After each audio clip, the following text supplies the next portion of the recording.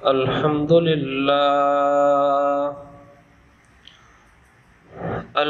لله حمدا كثيرا طيبا مباركا كما أمر، ونشهد أن لا إله إلا الله وحده لا شريك له ولا نظير له ولا وزير له ولا مشير له. ثم نشهد أن سيدنا وسندنا وحبيبنا وحبيب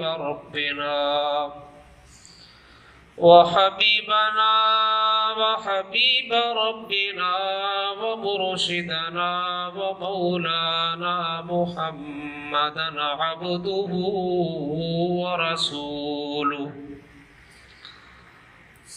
أما بعد، فأعوذ بالله من الشيطان الرجيم. بسم الله الرحمن الرحيم.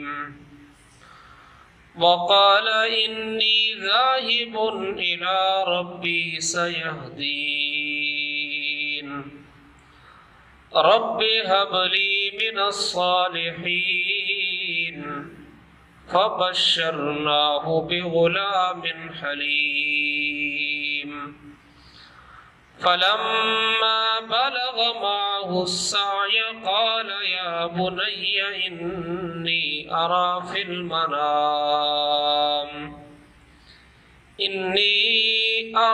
المنام أني أذبحك فانظر ماذا ترى. قال يا أبت افعل ما تؤمر ستجدني إن شاء الله من الصابرين. فلما أسلما وتله للجبين وناديناه أن يا إبراهيم قد صدقت الرؤيا إنا كذلك نجزي المحسنين. إن هذا لهو البلاء المبين. وفديناه بذبح عظيم. وتركنا عليه في الآخرين سلام على إبراهيم كذلك نجزي المحسنين. آمنت بالله صدق الله مولانا العظيم. اللہ رب العزت قرآن پاک میں ارشاد فرماتے ہیں وقال انی ذاہب. حضرت ابراہیم علیہ السلام کہنے لگے کہ میں اپنے رب کی طرف جانے والا ہوں، میرا رب مجھے راہ بتائے گا. اے میرے رب عطا فرما میرے لیے نیک بیٹا. پس ہم نے خوشخبری دی ان کو ایک بردبار لڑکے کی. فلما بلغ معه السعی، پس جب وہ ان کے ساتھ چلنے پھرنے لگا تو ہم نے کہا قال یا بنی. حضرت ابراہیم علیہ السلام نے کہا ہے میرے بیٹے انی ارا فی المنام، بے شک میں نے دیکھا ہے خواب کے اندر کہ میں تجھے ذبح کر رہا ہوں. فانظر ماذا ترى، تیری کیا رائے ہے اس بارے میں. حضرت اسماعیل علیہ السلام کہنے لگے اے میرے ابا جان افعل ما تؤمر، آپ کر لیں اس کام کو جو آپ کو حکم ہوا ہے. ان قریب آپ مجھے پائیں گے صبر کرنے والوں میں سے اگر اللہ نے چاہا. فلما اسلما، بس جب دونوں نے تسلیم کر لیا، دونوں تیار ہو گئے حضرت ابراہیم علیہ السلام ذبح کرنے کے لیے، اسماعیل علیہ السلام ذبح ہونے کے لیے، تو فرمایا وَتَلَّهُ لِلْجَبِينِ، حضرت اسماعیل علیہ السلام کو پیشانی کے بل لٹا دیا۔ وَنَادَيْنَاهُ أَن يَا إِبْرَاهِيمُ، ہم نے پکارا اے ابراہیم، تحقیق آپ نے سچ کر دکھایا اپنے خواب کو، بے شک ہم احسان کرنے والوں کو، نیکی کرنے والے کو بدلہ دیا کرتے ہیں، بے شک یہ بڑی آزمائش تھی۔ وَفَدَيْنَاهُ بِذِبْحٍ عَظِيمٍ، اور اس کے بدلے میں ہم نے ایک بڑا ذبیحہ بھیجا۔ وَتَرَكْنَا عَلَيْهِ فِي الْآخِرِينَ، اور ہم چھوڑیں گے آنے والوں میں یہ بات، سلام علی ابراہیم، سلامتی ہو حضرت ابراہیم علیہ السلام پر۔ اسی طرح ہم نیکی کرنے والوں کو بدلہ دیا کرتے ہیں۔ میرے عزیزوں، بعض دفعہ اللہ رب العزت اپنے نیک بندوں پر دنیا میں امتحان اور آزمائش بھیجتے ہیں۔ دنیا میں دکھوں کا آ جانا، مصیبتوں پریشانیوں کا آ جانا، یہ اس بات کی دلیل نہیں ہے کہ اللہ مجھ سے ناراض ہے، اس لیے کہ بعض دفعہ دکھ اور تکلیف آتا ہے اللہ کے حکم سے بندے کے فائدے کے لیے، اور بعض دفعہ یہ دکھ اور تکلیف آتا ہے انسانوں کے گناہوں کی بخشش کے لیے۔ بعض دفعہ انسان کے اوپر مشکل حالات آتے ہیں، تکلیفیں، مصیبتیں، پریشانیاں، آزمائشیں آتی ہیں انسان کی مقام کو بلند کرنے کے لیے۔ اللہ نے انسان کے لیے ایک مقام جنت میں بنایا ہوتا ہے، اللہ نے اپنے پاس اپنے نیک فرشتوں میں، اپنے پاکیزہ فرشتوں میں بندے کا ایک مقام پیدائش سے پہلے لکھ دیا ہوتا ہے کہ یہ بندہ اس مقام، اس جنت کے اس ٹکڑے پر رہے گا۔ اب بندہ دنیا میں زندگی گزار کر اس مقام تک پہنچنے کے لیے نیکیاں نہیں کرتا ہے، اس کے پاس عبادت تھوڑی ہوتی ہے، نیکیاں تھوڑی ہوتی ہیں، اس جنت کے مقام تک یہ نہیں پہنچ سکتا، تو اللہ اس بندے پہ کوئی مصیبت بھیج دیتے ہیں۔ یہ مصیبت پہ صبر کرتا ہے، اللہ کے حکم کو پورا کرتا ہے، تو پھر اللہ وہاں نیچے سے اٹھا کے اس اونچی جگہ پہ پہنچا دیتے ہیں۔ تو دنیا میں دکھوں کا آ جانا، یہ مصیبت، دنیا میں مصیبتوں کا آ جانا، یہ اللہ کے عذاب کی یا ناکام ہونے کی دلیل نہیں ہے۔ اور یہ بات بھی ذہن میں رکھ لیں کہ دنیا میں انسانوں کا نقصان یا خسارہ آ جانا، یہ بھی اللہ کے ہاں ناکامی کی دلیل نہیں ہے۔ اگر دنیا میں اللہ دکھوں میں رکھے، اللہ راضی ہے تو بندہ راضی ہے، اگر دنیا میں اللہ خوشی میں رکھ کر اللہ کی رضا ہے تو اس پہ ہم راضی ہیں۔ اسی لیے بندے کو ہر حال میں اللہ کا شکر ادا کرنا چاہیے۔ حدیث پاک میں آتا ہے من لم یرضى علی قضائی فلیطلب ربا سوائی، جو بندہ اللہ کی بنائی ہوئی تقدیر پہ راضی نہیں ہے وہ اللہ کے علاوہ کوئی دوسرا رب تلاش کرے۔ تو اللہ کے رب ہونے پہ ہم راضی ہیں، اللہ جس حال میں رکھے۔ اللہ بعض دفعہ بندے پہ دکھ اور تکلیفیں بھیجتے ہیں، ان دکھوں اور تکلیفوں میں بعض دفعہ بندہ پستا ہے، حتیٰ کہ بعض دفعہ جان بھی چلی جاتی ہے، بعض دفعہ جان کے بچنے میں اللہ مقام عطا کرتے ہیں، بعض دفعہ جان لے کے اللہ مقام عطا کرتے ہیں۔ بس ہمارا مقصد یہ ہے کہ ہر حال میں اللہ کی منشا کو پورا کیا جائے۔ آپ دیکھ لیں بدر میں 14 صحابہ شہید ہوئے ہیں، اب 313 میں جو 14 شہید ہو گئے، شہادت والے بھی کامیاب ہیں، فتح پانے والے بھی کامیاب ہیں۔ احد کے میدان میں 70 صحابہ شہید ہوئے ہیں، اب جو شہید ہو گئے شہادت پا کر اعلیٰ مقام پا لیا، جو پیچھے فاتح بنے، جنہوں نے فتح حاصل کی، وہ زندہ رہ کر اونچا مقام پانے والے بن گئے۔ حضرت زکریا علیہ السلام کو کھڑا کر کے قوم نے 2 ٹکڑے کر دیے، کسی نبی کی گردن اڑائی گئی، کسی کو لوہے کی کنگیاں گرم کر کے ان کے جسموں پہ پھیرا گیا۔ تو ایسے ہی میرے عزیزوں کتنے دکھ آئے، لیکن ان دکھوں میں اللہ کا حکم یہ تھا، اللہ چاہتے اللہ بچا سکتے تھے، لیکن بات یہ سمجھانا چاہتا ہوں بعض دفعہ دکھوں میں آدمی آ جاتا ہے، آ کر دکھوں میں کٹ جاتا ہے، اللہ راضی ہو جاتا ہے، یہ نہیں کہ بندہ ناکام بلکہ بندہ کامیاب ہو گیا، اس لیے کہ اس نے رب کی منشا کو پورا کر لیا۔ اب دیکھ لیجئے یوسف علیہ السلام کو بھائیوں نے کنویں میں پھینکا، اب اللہ نے کنویں سے اٹھا کر تخت پہ بٹھایا، بادشاہ کے ساتھ وزارت میں بٹھایا۔ اب یہ نہیں کہ ابراہیم علیہ السلام ناکام ہو گئے، بلکہ اللہ نے کہاں سے کہاں پر عزت دے دی۔ اللہ کی منشا یہ تھی، بھائیوں نے تو نقصان دے دیا، مصیبت آزمائش آئی، لیکن اللہ نے اس میں بچا لیا۔ ایسے ہی جیسے ابھی سیدنا ابراہیم خلیل اللہ علیہ السلام کی سنت کو پورا کرنے کا وقت آ رہا ہے، اب انہوں نے اپنے بیٹے کی گردن پہ چھری چلائی، اللہ کا حکم تھا بغیر ذبح کرنے کی ہم آپ کو مقام عطا کریں گے۔ اب ذبح نہیں ہوئی ہے لیکن کامیاب۔ اور دوسری طرف دیکھو فرعون کی بیوی حضرت آسیہ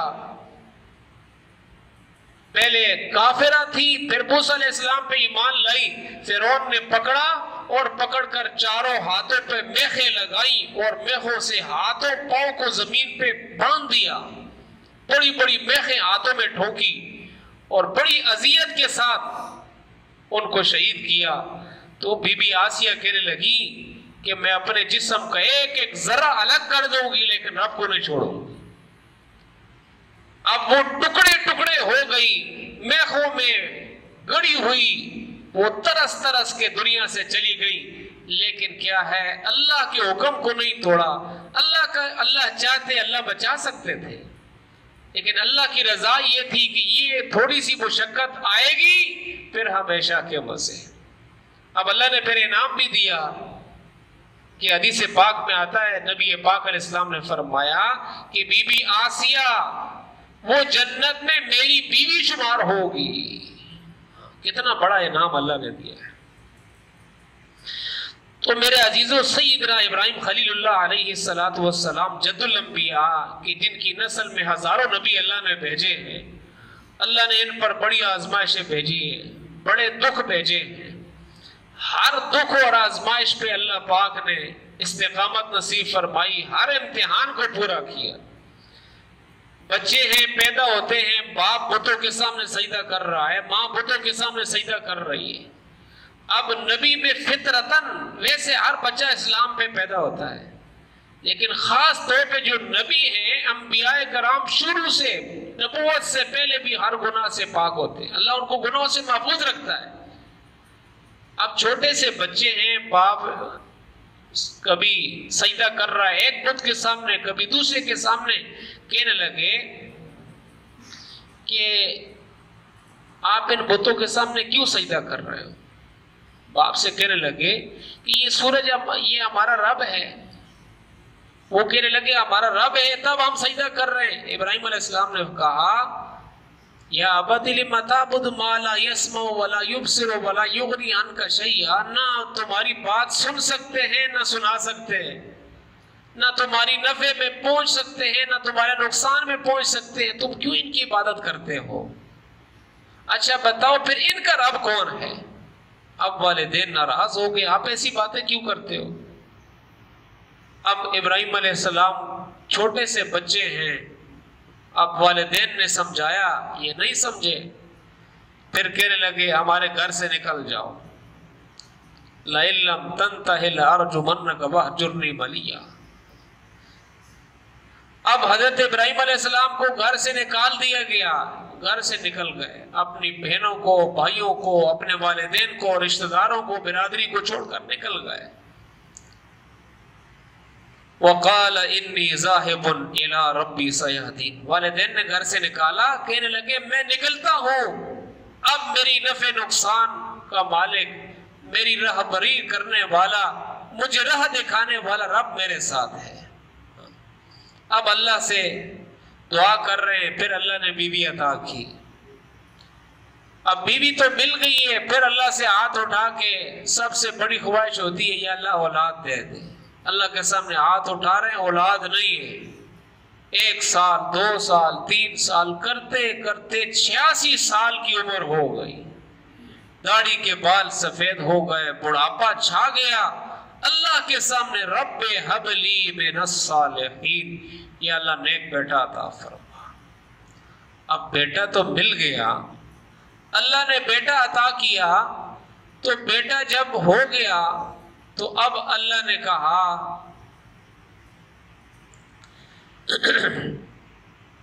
جب بڑھاپے میں اولاد آتی ہے تو پھر انسان کو بڑی محبت ویسے بھی ہوتی ہے جوانی میں، لیکن اگر بڑھاپے میں اولاد مل جائے سالہ سال کے بعد تو آپ اندازہ لگاؤ، یہ اس ہی کو اندازہ ہو سکتا ہے جس کی اولاد دیر سے ہو. اب ابراہیم علیہ السلام کی محبت بہت شدید ہو گئی تو اللہ پاک نے امتحان میں ڈالا، فرمایا اے میرے ابراہیم اب اس بچے کو میرے نام پہ ذبح کرو. اب تھوڑا چلنے کے قابل ہوا بچہ، اس کو ذبح کرو.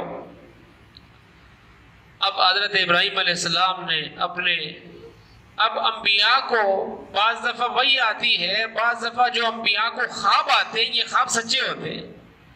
اور آپ دین میں دیکھا اللہ کی طرف سے حکم ہوا ہے کہ اپنے بیٹے کو ذبح کرو. ابراہیم علیہ السلام نے کہا اے میرا بیٹا اسماعیل، میں نے رات کو خواب میں دیکھا میں آپ کی گردن پہ چھری چلا رہا ہوں. بیٹے نے کہا ابا جان ٹھیک ہے ہم حاضر ہیں. کیوں حاضر ہو؟ اسماعیل علیہ السلام کیوں تیار ہو گئے؟ اس لیے کہ باپ بھی نبی ہے بیٹا بھی نبی ہے، ابھی نبوت ملی نہیں ہے.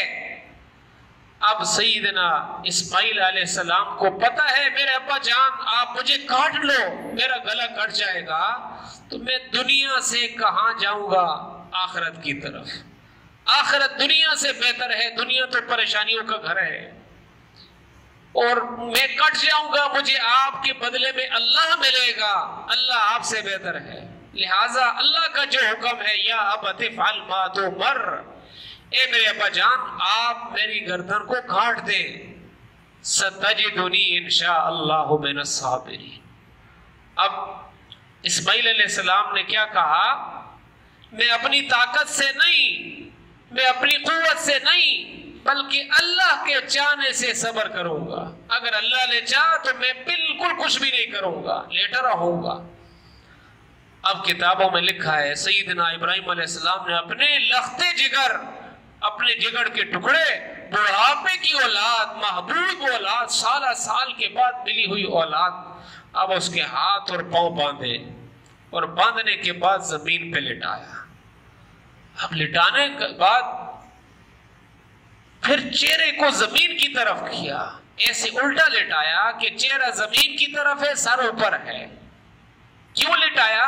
قرآن نے یہ قصہ ذکر کیا فلما اسلما وتلوا للجبین، اس لیے الٹا لٹایا کہ کہیں جب میں بیٹے کے چہرے کو دیکھوں تو اللہ کا حکم نہ ٹوٹ جائے، نظر سے نظر ملے، چہرے کے ساتھ چہرہ ملے اور اللہ کا حکم نہ ٹوٹ جائے. اب سیدنا ابراہیم علیہ السلام نے اپنے بیٹے کو لٹایا اور لٹانے کے بعد ایک ہاتھ میں چھری کو پکڑا اور پھر دوسرے ہاتھ میں بچے کے بالوں کو پکڑا اور بالکل تیار ہو گئے اپنے بیٹے کی گردن پہ چھری چلانے کے لیے. اب اس حال میں اپنی نظر کو آسمان کی طرف اٹھایا، اے مولا بے شک بڑھاپے کی اولاد ہے، برسوں برس سال ہا سال دعا مانگنے کے بعد یہ اولاد آپ کی طرف سے ملی ہے، لیکن یہ اولاد اتنی محبوب نہیں ہے کہ تیرا حکم پورا نہ کر سکوں. یا اللہ اگر تیری رضا اس بچے کو ذبح کرنے کے اندر ہے، اگر آپ کی رضا اس بچے کی گردن پہ چھری چلانے کے اوپر ہے تو ابراہیم اس بچے کی گردن پہ چھری چلانے کے لیے تیار ہے، آپ راضی ہو جائیں. اب یہ کہہ کر سیدنا ابراہیم علیہ السلام نے چھری کو چلانا شروع کیا. کدھر چلایا؟ اپنے بیٹے کی گردن پہ چھری چلائی. حضرت ابراہیم علیہ السلام نے جب چھری چلائی تو فرشتے رو پڑے. اب فرشتوں کو تو نہیں پتا، عالم الغیب تو نہیں ہے کیا ہونے والا ہے. اب جو ابراہیم علیہ السلام نے زور لگایا ایک نبی پہ 40 بندوں کی طاقت ہوتی ہے، 40 بندوں کی طاقت کا زور لگ رہا ہے، لیکن اللہ کا حکم آ چکا ہے کہ ہم نے بچانا ہے۔ اب تھوڑا سا میں بات کو بدلتا ہوں۔ حضرت جد الانبیاء ابراہیم خلیل اللہ نے اپنے لخت جگر پہ اللہ کو راضی کرنے کے لیے ادھر چھری چلا دی۔ آج کا مسلمان مالدار ہے، جانور کی گردن پہ چھری چلانے کے لیے تیار نہیں ہے۔ کتنے سال گزر گئے، قربانی واجب ہے، نہیں کرتے۔ کتنی سخت وعیدیں ہیں، کتنی سخت ڈانٹ ہے۔ میرے اور آپ کے آقا نے فرمایا کہ جو بندہ صاحب نصاب ہے، قربانی واجب ہے، پھر بھی نہیں کرتا، وہ ہمارے ساتھ شامل ہی نہ ہو، ہماری گاہ میں ہی نہ آئے۔ اپنے سے کاٹ ہی دیا ہے، یہ کوئی معمولی گناہ ہم نے سمجھا ہے۔ تو میرے عزیزوں، اللہ کا فضل ہے، اللہ کا مال ہے، اللہ نے دیا ہے، اللہ کے نام پہ لگاؤ گے کم نہیں ہوگا۔ اللہ نے طاقت دی ہے، قربانی ضرور کرو۔ تو سیدنا ابراہیم علیہ السلام نے اپنے بیٹے کی گردن پہ چھری چلانا شروع کر دیا۔ کیا منظر ہوگا، اللہ اکبر۔ میں نے واقعے کو شارٹ کیا ہے، درمیان میں بڑا لمبا واقعہ ہے۔ شیطان کو ککریاں مارتے ہیں نا، یہ شیطان کو ککریاں 3 جگہ پہ ماری جاتی ہیں۔ ابراہیم علیہ السلام جب لے کر آ رہے تھے، 3 جگہ شیطان پھسلانے کے لیے آیا تھا۔ حضرت اسماعیل علیہ السلام کو پھسلایا، ان کی والدہ ہاجرہ کو پھسلایا کہ دیکھو کہ کہیں یہ بچہ ذبح ہونے کے لیے جا رہا ہے، لیکن وہ بھی آخر نبی کی بیوی تھی۔ تو میرے عزیزو، ابراہیم خلیل اللہ علیہ السلام پہ بڑے امتحان آئے۔ میں سارے مختصراً عرض کرتا ہوں۔ سب سے بڑا امتحان یہ والا تھا، قد صدقت الرؤیا انا کذالک نجزی المحسنین۔ اب ابراہیم علیہ السلام نے چھری چلانا شروع کی، آسمان ہل گیا، اللہ نے عرشوں سے دبا بیچا اور کہا ان ھذا لہو البلاء المبین وفدیناہ بذبح عظیم۔ اے ابراہیم، امتحان تو پہلے بھی آئے تھے کہ آپ کو اپنے گھر سے نکالا گیا، پھر آپ شہر سے نکالے گئے، پھر اولاد نہیں تھی، اولاد آئی، اب ذبح کے لیے آ گئے، پھر اللہ کا گھر بنایا، پھر لوگوں نے پتھر مارے، پھر لوگوں نے آگ میں پھینکا۔ بڑے امتحان تھے، لیکن ان ھذا لہو البلاء المبین، سب سے بڑا امتحان یہ تھا۔ تو اللہ پاک نے کامیاب کیا اور انعام کیا دیا، فرمایا وَتَرَكْنَا عَلَيْهِ فِي الْآخِرِينَ۔ اے ابراہیم، کام تو بڑا کیا ہے، لیکن تیری اس کامیابی کو قیامت تک یاد کیا جائے گا، تیری اس سنت کو قیامت تک باقی رکھے گا۔ ہر عید پہ ہر مسلم، ہر اسلام پہ چلنے والا، ہر اسلام کا دعویٰ کرنے والا بندہ تیری اس سنت کو پورا کرے گا۔ تو کتنے جانور ذبح ہوتے ہیں، ہر جانور کا ثواب وہاں سیدھا جاتا ہے۔ تو حضرت ابراہیم علیہ السلام، بڑے امتحان آئے، بڑی مصیبتیں آئیں، لیکن ہر مصیبت پہ حضرت ابراہیم علیہ السلام نے اللہ کے حکم کو پورا کیا۔